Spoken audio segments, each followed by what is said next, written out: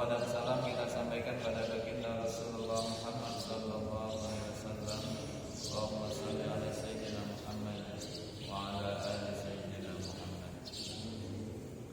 Bapak Ibu rahimakumullah, hari ini kita akan membahas al-a'mal allati tanfa'ul mayyit. Amalan-amalan yang bermanfaat, kebaikan-kebaikan yang bermanfaat untuk si mayit. Bapak Ibu rahimakumullah, ada dua kelompok amal. Ada dua kelompok amal yang bermanfaat bagi mayit setelah meninggal. Setelah seseorang meninggal, maka dia masih mungkin untuk bertambah kebaikannya, masih mungkin untuk memperoleh pahala dan manfaat dari apa yang dia kerjakan dan dari apa yang orang lain berikan kepadanya. Dua hal itu adalah, yang pertama, amalan-amalan yang dulu dilakukan oleh si mayit saat hidup dan pahalanya akan tetap lestari. Pahalanya akan tetap mengalir meskipun dia sudah meninggal dunia. Dan yang kedua adalah amalan-amalan yang dibuat oleh orang lain yang kemudian diberikan, dihadiahkan kepada orang yang sudah meninggal. Nah, kelompok yang pertama yaitu amalan-amalan si mayit yang ia lakukan sewaktu dia masih hidup dan kemudian pahalanya itu akan mengalir meskipun dia sudah meninggal dunia. Itu ada 3 amalan, sebagaimana disabdakan oleh Nabi sallallahu alaihi wasallam dalam satu hadis sahih, "Idza mata ibnu Adama inqata'a amaluhu illa min salatin, shadaqatin jariyatin aw ilmin yuntafa'u bih aw waladin shalihin yad'u lahu." Apabila manusia meninggal dunia, maka terputuslah segala macam amalnya kecuali 3 amalan saja. Ada 3 amalan yang tetap tidak terputus pahalanya, tidak terputus kebaikannya, terus mengalir kepada orang yang sudah meninggal. Yang pertama adalah shadaqatin jariyah, sedekah jariyah. Sedekah jariyah itu bahasa lainnya Bapak Ibu adalah wakaf. Wakaf, mewakafkan, memberikan sesuatu yang ainnya itu kekal, yang bendanya itu tahan lama untuk dipergunakan di jalan Allah Subhanahu wa ta'ala. Sedekah jariyah itu nama lainnya adalah wakaf. Misalnya seseorang berwakaf dengan menggali sumur misalnya, maka sumur itu selama masih difungsikan oleh masyarakat, maka kebaikannya akan terus mengalir kepada orang yang mewakafkan sumur itu sampai seberapa lama pun, ya, sampai seberapa lama pun, maka selagi sumur itu memberikan manfaat kepada orang yang masih hidup, maka pahala orang yang berwakaf itu akan terus mengalir. Nah, orang bangun masjid, maka selagi masjidnya itu masih ada, masih digunakan untuk ibadah, maka pahalanya akan terus mengalir kepadanya meskipun sudah ratusan tahun, meskipun sudah ribuan tahun, pahalanya akan terus mengalir. Dulu Sayyidina Utsman bin Affan pernah membeli satu sumur yang dikuasai oleh orang Yahudi, lalu dibeli oleh beliau dan diwakafkan maka sumur itu sampai sekarang masih ada, dan dengan demikian pahalanya masih akan terus mengalir. Padahal sudah ribuan tahun, sudah ratusan tahun, berapapun lamanya, tidak terbatas. Selagi sumur itu masih berguna, bermanfaat, maka pahalanya akan terus mengalir kepada orang yang mewakafkan. Atau misalnya sajadahnya, orang mewakafkan sajadahnya, maka sajadah ini akan memberikan kebaikan kepada yang berwakaf selagi sajadah ini masih bermanfaat, ya, masih digunakan untuk sholat, ya, maka pahalanya akan terus mengalir kepada yang memberikan wakaf. Atau mewakafkan mushaf Al-Quran, selagi mushaf Al-Qurannya masih dibaca, masih digunakan, maka pahalanya akan terus mengalir. Wakaf tanah juga seperti itu. Oleh karena itu, Bapak Ibu sekalian, salah satu kewajiban kita orang yang hidup itu adalah untuk memanfaatkan barang wakaf. Memanfaatkan barang wakaf supaya pahala barang wakaf itu terus mengalir kepada yang memberikannya. Misalnya kalau ada jamaah kita yang wakaf tanah di sebelah masjid ini, maka jangan dibiarkan berlama-lama, harus segera difungsikan, harus segera dimanfaatkan supaya kebaikannya itu berlipat ganda, bertambah-tambah bagi orang yang mewakafkan. Ini ada di sebagian tempat itu orang wakaf tanah sudah puluhan tahun, berpuluh-puluh tahun, dan juga dimanfaatkan. Nah, ini berarti kita tidak berterima kasih kepada orang yang mewakafkan itu. Dan begitu tanah wakaf itu dimanfaatkan untuk kebaikan apapun bentuknya, maka pahala dari orang yang wakaf itu akan bertambah dan bertambah terus. Makanya ini bagi kita yang mengelola tanah wakaf atau menerima tanah wakaf, ini harus berpikir bagaimana supaya tanah wakaf itu dapat memberikan manfaat. Ya. Misalnya kalau ada orang memberikan tanah wakaf, lalu dari tanah wakaf itu kita gali sumur,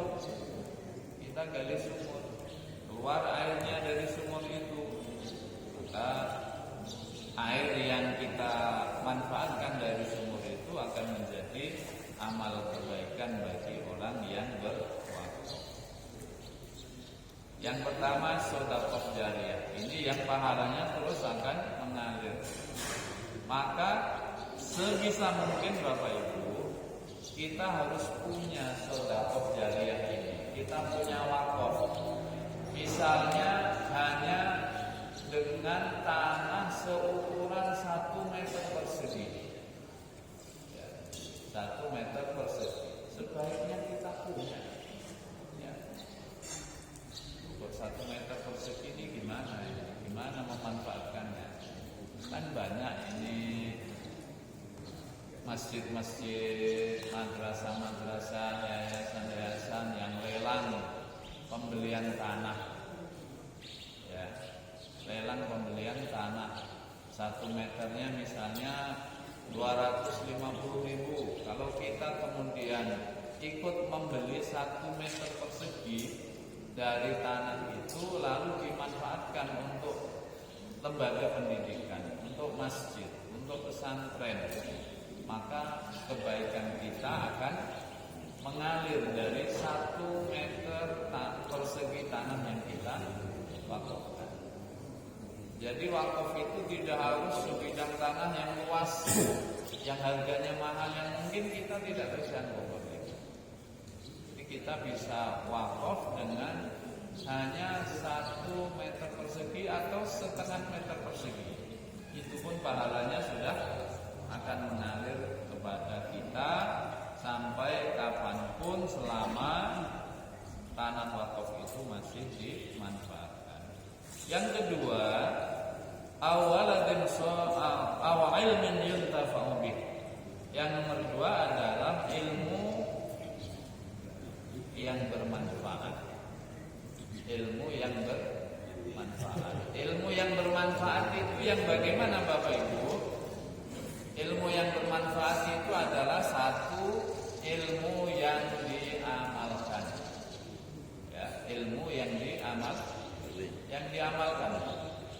Kalau orang punya ilmu, Allah kasih ilmu tapi tidak diamalkan, itu berarti ilmunya tidak bermanfaat. Kita kan tiap subuh Ahad pagi ini kan ngaji, Allah kasih kita ilmu.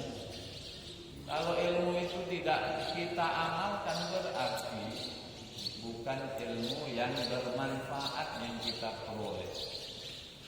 Ya, sudah diajarkan oleh para ustadz ya, bagaimana tata cara beribadah, lalu tidak diamalkan, maka berarti ilmunya bukan termasuk ilmu yang bermanfaat. Ya, misalnya bagaimana kita salam dalam sholat berjamaah. Masih ada sebagian umat Islam itu yang dia salamnya itu setelah imam salam pertama. Pokoknya begitu assalamualaikum, imamnya assalamualaikum warahmatullahi wabarakatuh, dia makmumnya langsung assalamualaikum warahmatullahi wabarakatuh, ikut juga. Mestinya kan tunggu sampai apa? Imam selesai salam yang kedua, ya diamalkan supaya menjadi ilmu yang bermanfaat. Ini kadang guru-guru nih, kadang-kadang salam keduanya duluan makmumnya daripada imamnya. Ya, ada di sebagian tempat masih ada seperti itu. Karena imamnya baca doa assalamualaikum warahmatullahi wabarakatuh, ke kanan lalu baca doa, makmumnya tidak baca doa, jadi kesalip nih imamnya. Ada salah yang kedua, duluanlah makmumnya. Nah ini kan ada ya. Kalau mau ilmu kita bermanfaat, syarat pertamanya harus diamalkan. Misalnya salam Bapak Ibu, salam itu posisi awalnya itu menghadap kiblat. Jadi kalau kita selesai salam pertama, assalamualaikum warahmatullahi wabarakatuh, kita balik dulu ke arah kiblat. Baru salam yang kedua, assalamualaikum warahmatullahi wabarakatuh. Biasanya kita kan assalamualaikum warahmatullahi wabarakatuh ke kanan, lalu dari kanannya langsung ke kiri.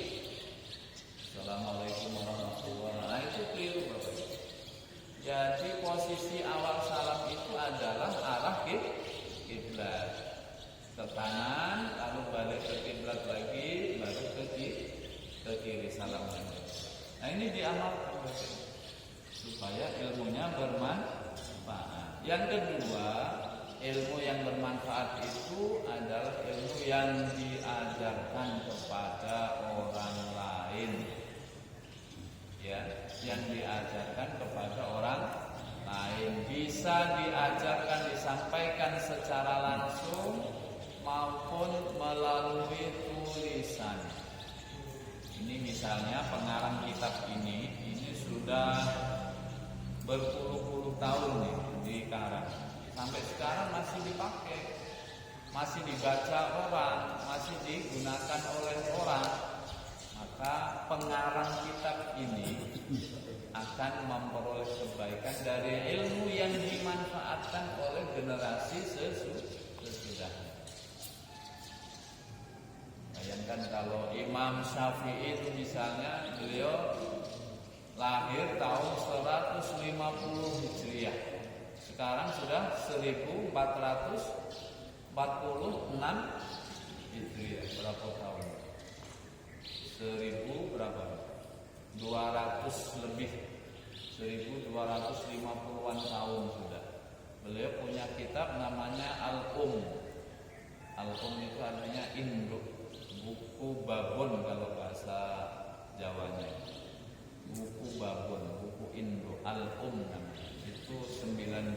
sampai sekarang masih dibaca. Dan itu menjadi referensi bagi ulama-ulama sesudahnya.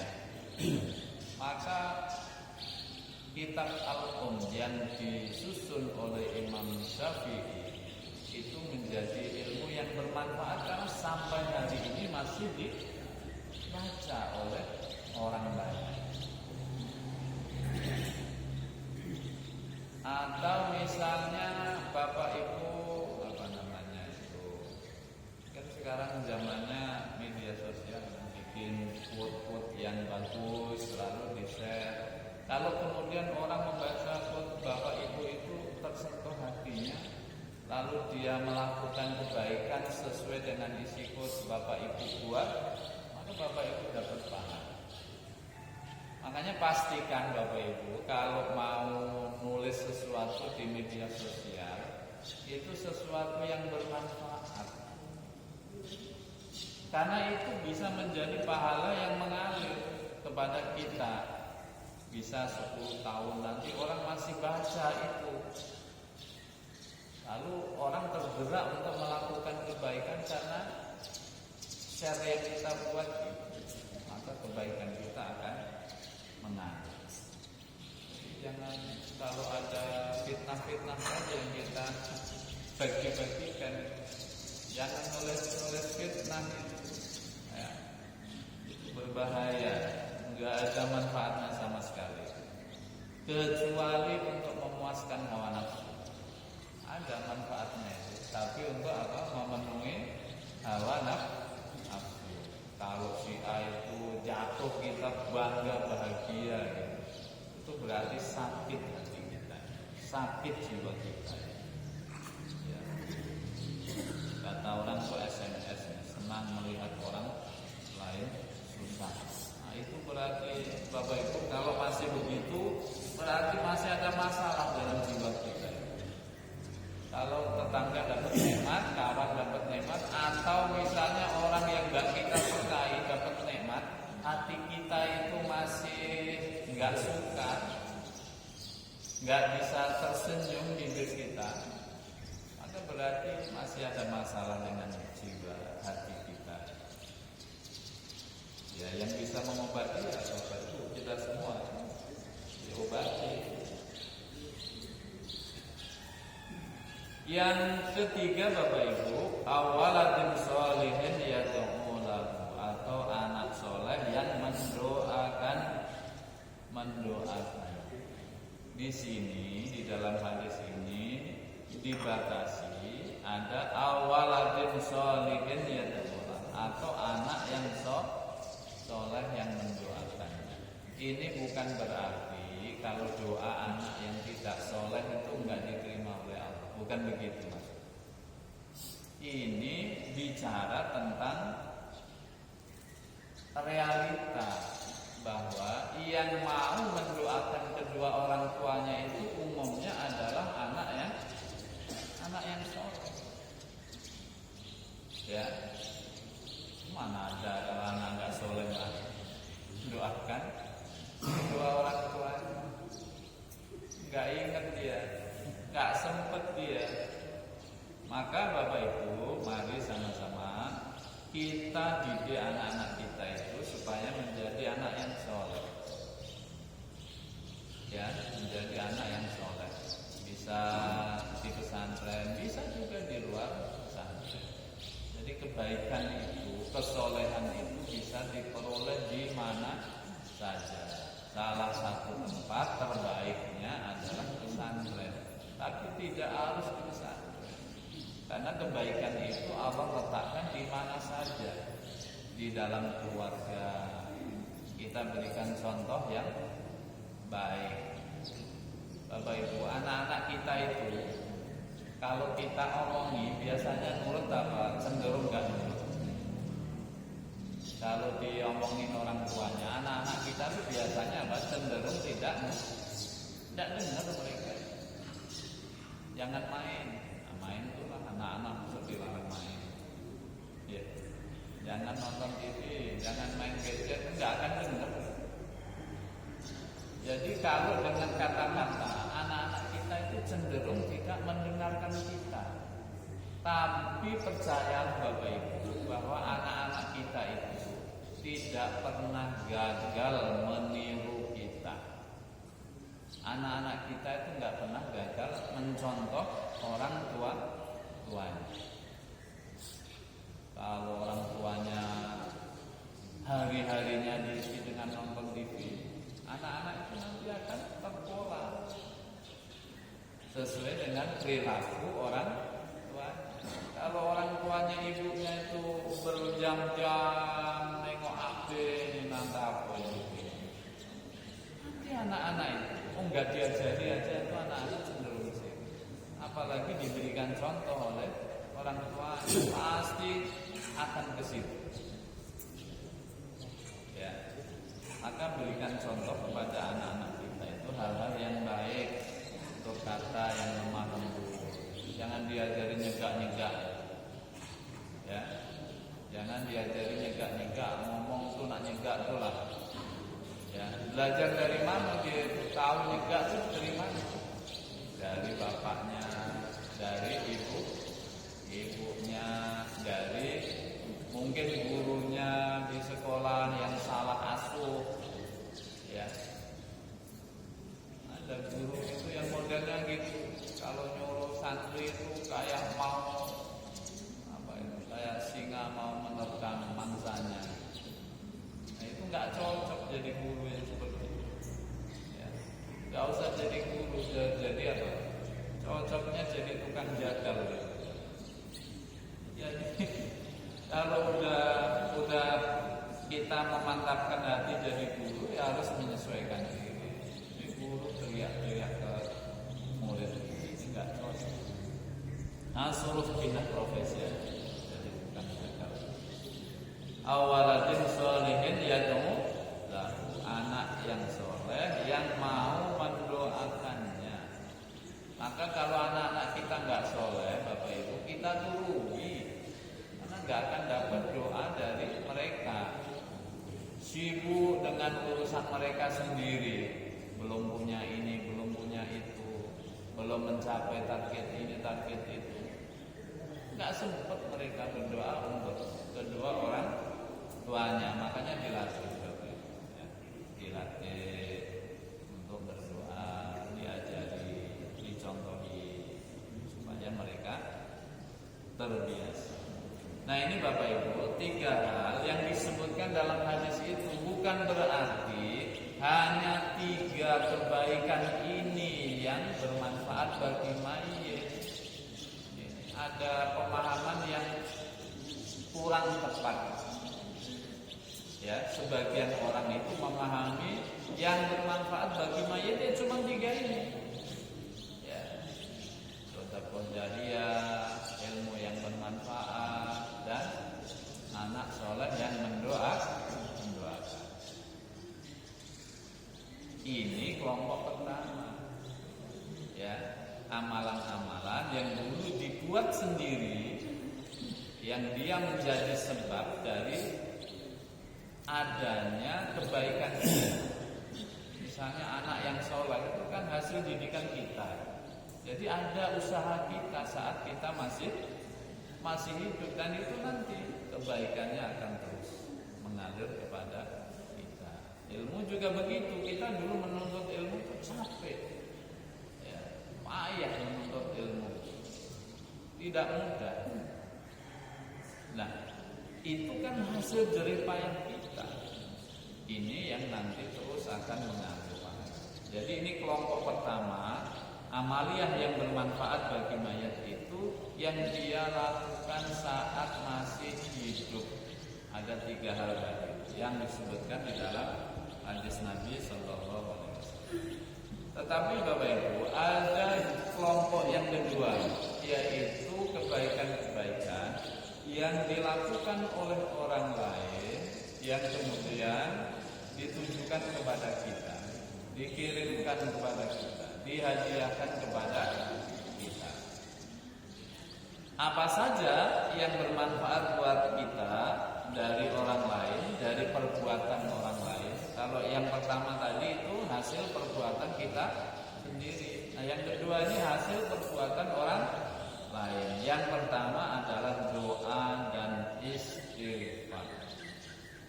Doa dan istighfar. Jadi kalau saya misalnya mendoakan Bapak Ibu atau Bapak Ibu mendoakan saya atau kita mendoakan umat Islam, maka pahala doa itu, istighfar itu akan sampai kepada mereka. Ini ada ayatnya. Walladzina ja'u min ba'dihim yaquluna rabbana ighfir lana wa li ikhwanina alladzina sabaquna bil iman wa la taj'al fi qulubina ghillan lil ladzina amanu rabbana innaka ra'ufur rahim. Nanti dibaca surat Al-Hasyr ayat 10 ya. Jadi kalau sedang sendiri Bapak Ibu, ya, sedang sendiri itu mintakanlah ampun. Kita minta ampunkan diri kita, orang tua kita, kakek nenek kita, guru kita, ya istri, suami kita, anak-anak kita, tetangga kita. Dalam sholat, selesai sholat itu dibaca astagfirullahaladzim. Apa itu? Li walidayya. Ya Allah, aku mohon ampun kepadamu bagi diriku, bagi kedua orang tua, wali ajdadi, dan bagi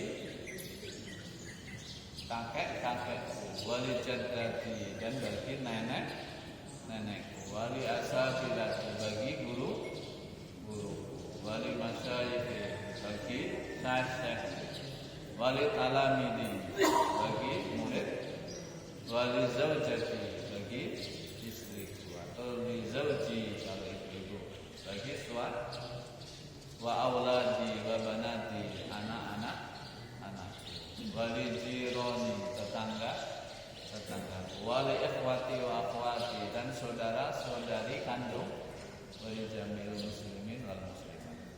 Semakin banyak disebut semakin bagus. Ya. Jadi kita mintakan maaf. Orang yang baik itu orang yang selalu berdoa dan memintakan maaf orang-orang yang telah berjasa sebelum kita, guru-guru kita. Ini orang yang berjasa buat kita. Makanya dalam tradisi NU Ahlussunnah wal Jamaah itu kan itu diajarkan kita untuk membangun hubungan yang harmonis dengan guru-guru kita meskipun mereka sudah tidak bersama kita lagi. Tidak pernah kita lupakan. Perlu disebut namanya, ya, perlu disebut namanya. Ya. Itu kalau misalnya wali a'immatina, bagi pemimpin-pemimpin kami, saya terbayang nih siapa yang dulu saat memimpin enggak adil. Terbayang. Kita mintakan ampun, bukan kita bukan kita kutuk-kutuk, itu bukan. Ajaran Islam itu kalau ada pemimpin salah, kita doakan, kita mintakan ampun, bukan kita mampus-mampuskan. Itu ajaran yang sesat, ajaran yang salah ya. Kalau presiden kita salah, kita mintakan ampun. Imam kita salah, kita mintakan ampun. Jangan dimaki-maki, apa dia Pak Imam ini dasar ini segala macam. Tidak ada manfaatnya itu Bapak Ibu, hanya menambah keburukan buat kita. Tapi didoakan, semoga Allah meluruskan. Kita mintakan ampun supaya kesalahan-kesalahan pemimpin kita diampuni oleh Allah Subhanahu wa Ta'ala. Jangan pulau nak menuntut Pak Imam ini nak sempurna, itu tidak bisa Bapak Ibu. Nah, masa imam begitu. Nah, ini biasanya tuh kita terlalu banyak ya kan? Kita terlalu banyak menuntut dari orang lain. Masa imam tidak boleh ini, tidak boleh itu, tidak boleh ini, tidak boleh itu, harus lurus 100% ya enggak?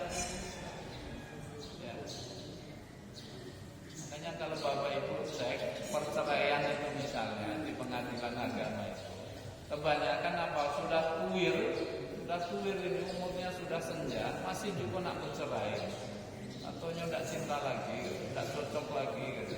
Ya. Nah, bersama-sama 40 tahun, di ujung-ujung bilang tak cocok, ceritanya. Ya.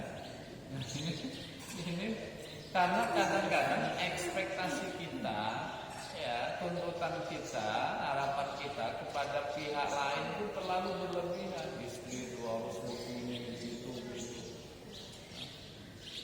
Kebanyakan tuntutan kita ini, makanya kecewa kita itu. Bu, tolong bikinkan Bapak kopi yang manis ya. Ibu ini lagi sibuk nih Pak.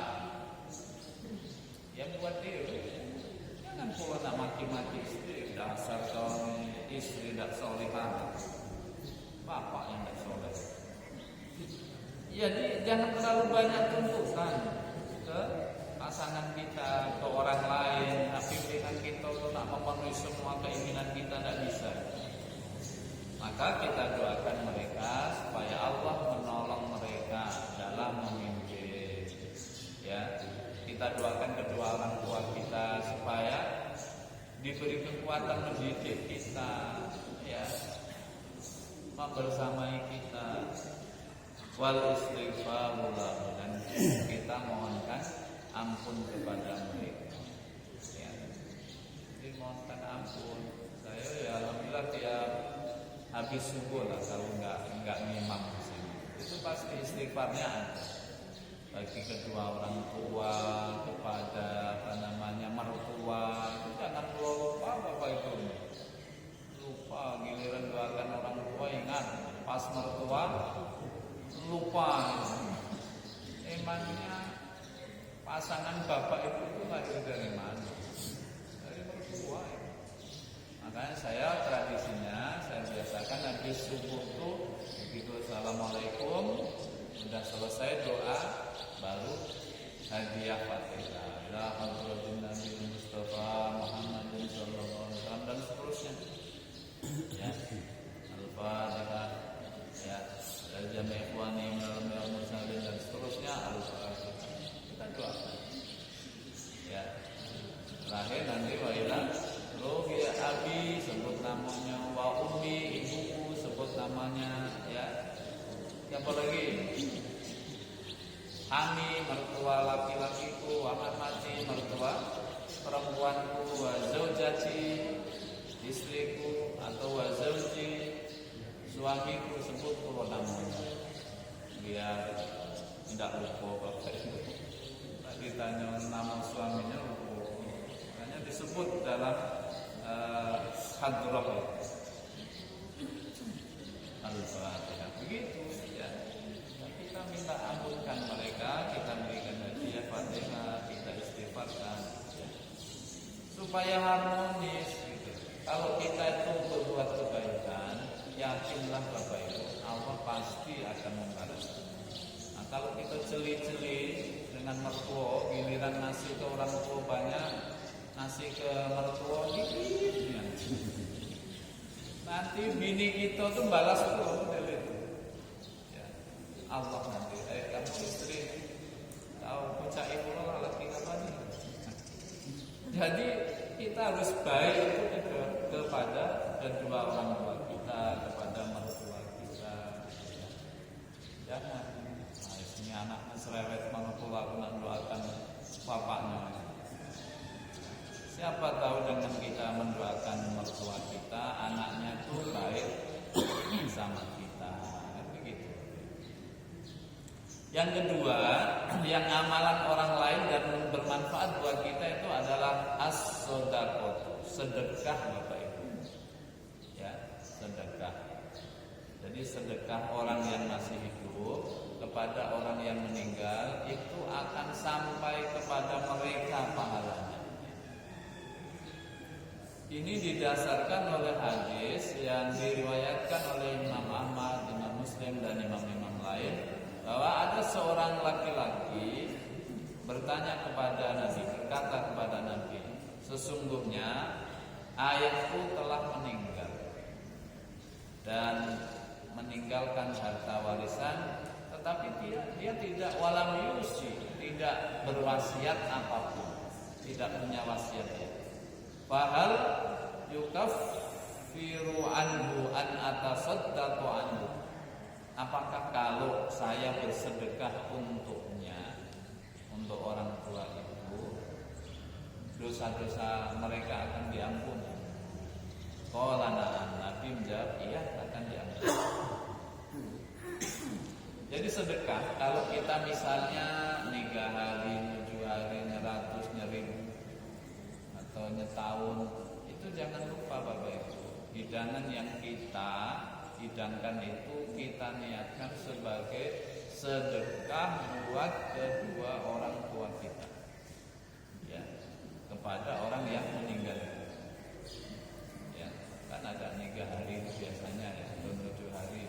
Itu jangan disampaikan, jangan diniatkan untuk memberi makan saja, tapi niatkan ini sebagai sedekah yang pahalanya kita sampaikan kepada orang yang meninggal, ke orang tua kita, ke nenek kita, ke anak kita yang sudah meninggal.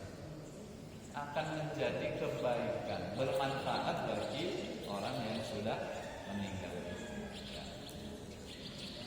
Atau misalnya begini, ibu duitnya banyak, lalu tahun depan pas hari raya Kurban, ibu belikan saya seekor kambing.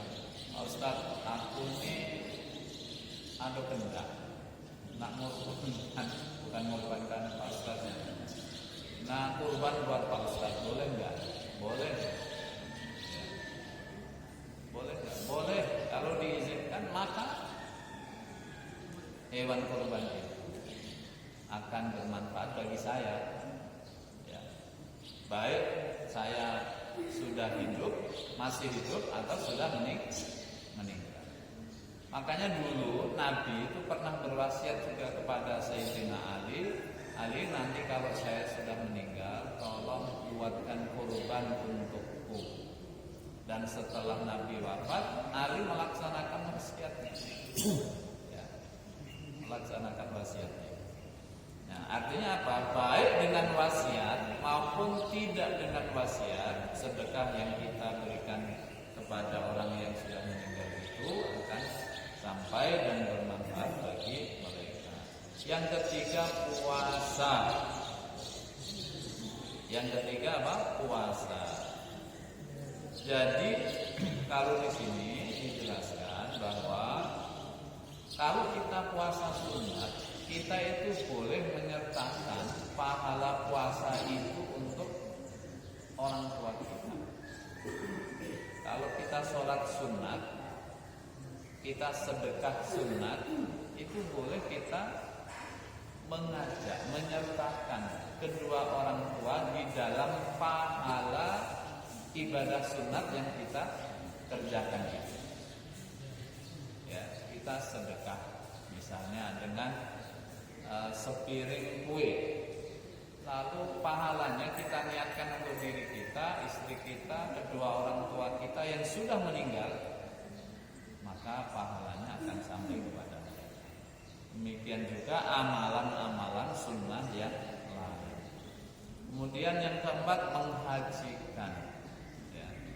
Kalau dulu orang tua kita karena hartanya habis untuk merawat kita, menyekolahkan kita sehingga nggak sempat pergi haji, maka kalau kita punya uang, punya kelebihan rezeki, boleh kita hajikan mereka, boleh kita umrohkan mereka, baik secara langsung atau bisa dengan badal. Badal itu artinya kita mupah, minta tolong kepada orang lain. Ya, boleh. Dulu tahun 2019 ketika kami haji, karena baru haji pertama kan tidak bisa menghajikan, maka kami badal hajikan. Ya. Kita badal hajikan. Kalau di sana kan murah, cuma sekitar 5-6 juta. Dari sini badalnya memang mahal. Ya. Cari badal di sana saja. itu jauh lebih murah. Karena mutawif kita di Mekah itu umumnya mereka punya jaringan menyediakan jasa badal haji dan harganya lebih murah. Jadi boleh kita hajikan mereka.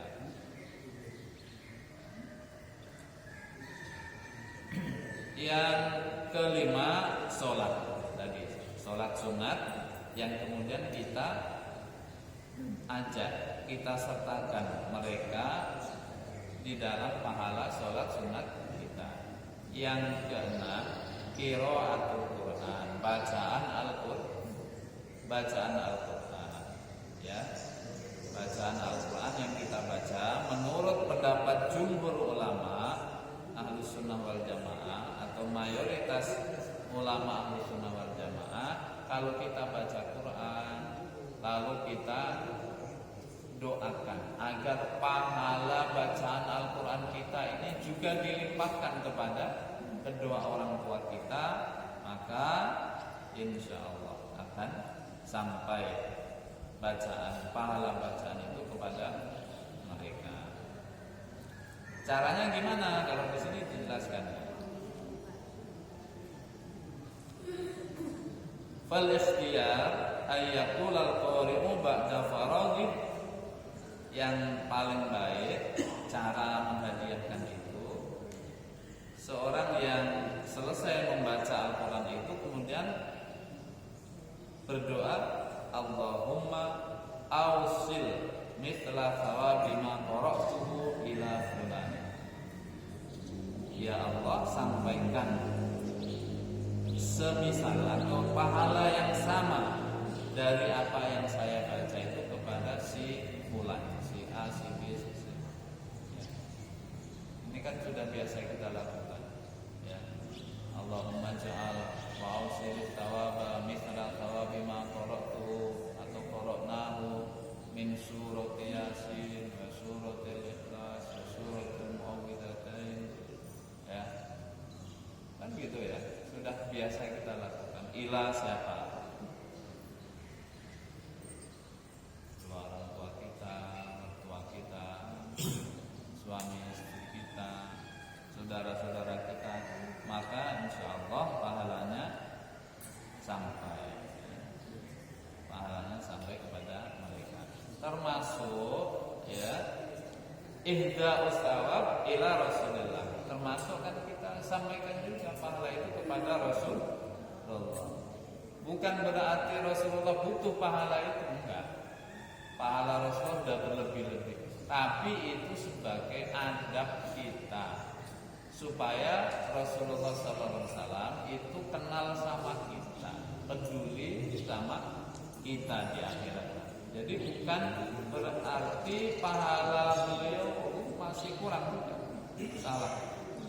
Tapi supaya beliau mengenal kita, ya, karena kita berikan hadiah kepada beliau.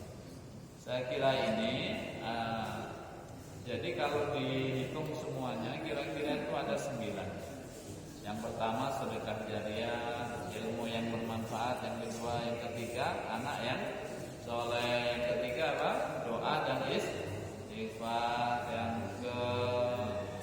kelima sedekah sedekah biasa. Yang keenam puasa sunnah. Yang ketujuh haji. Yang ke-8 sholat sunnah, dan yang ke-9 bacaan Al-Quran. Itu akan bermanfaat bagi orang setelah mereka meninggal. Semoga bermanfaat. Kita akhiri dengan sama-sama baca hamdalah. Alhamdulillahirabbil alamin.